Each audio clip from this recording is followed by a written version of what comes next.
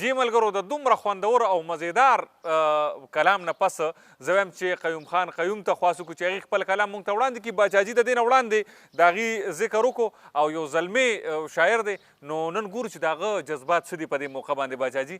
نو راځئ چې غوږ شو ورته قیوم خان قیوم ته. وی اختر ته ځکه خوشحالیږم، اختر ته ځکه خوشحالیږم چې مسافر جانان به کلي ته راځي نه. د اختر موقع ده او داسې ډېر مسافر په دې کې ناسم دي. زما مخې ته چې کوم دی توصیف الله توصیف دی، دا بل ملګری شاه سعود جوبل دی، دوی هم مسافري کړې ده او اختر موقع د کلي ته راغلي ځکه چې اختر کلي کې تېروي. داسې ډېر مسافر دي چې هغوی د اختر نه بهر دي، د وطن نه بهر دي او دغه سوچ دی چې یاره موږ به د خپل وطن ته لاړ شو، خپلو خپلوانو سره به اختر تېر کړو، خو دې کې نصیبه به نه وه په دې وړوکي اختر کې. صحیح.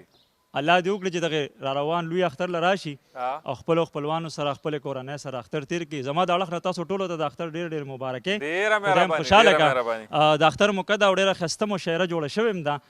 ستاسو هم مننه، د مشرق ټي وي هم مننه. کلام در سره شریکومه چې پاګلو ما چې دا یو وران عدد به مې کوو،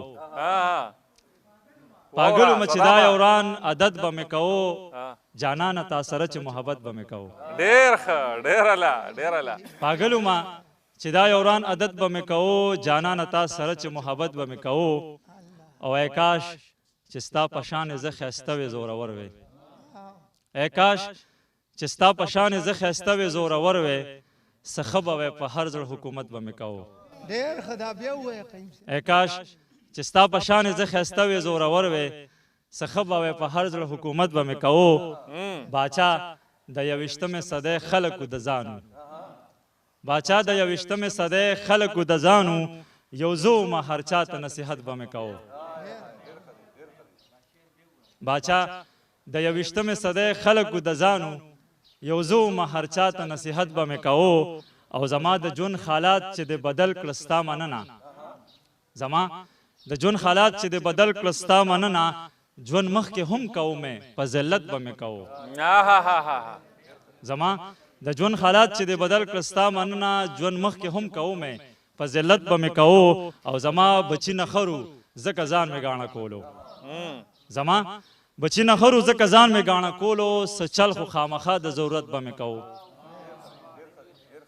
زما بچي نه خرو ځکه ځان مې ګاڼه کولو، څه چل خو خامخا د ضرورت به مې کوو. او واګداره تا چې داسې په غریب راټیټوله، واګداره تا چې داسې په غریب راټیټوله، بیا خامخا خو تا نه بغاوت به مې کوو. ډېر ښه، ډېر اعلی، ډېر زبردست یار. تا چې داسې په غریب راټیټوله، بیا خامخا خو تا نه بغاوت به مې کوو.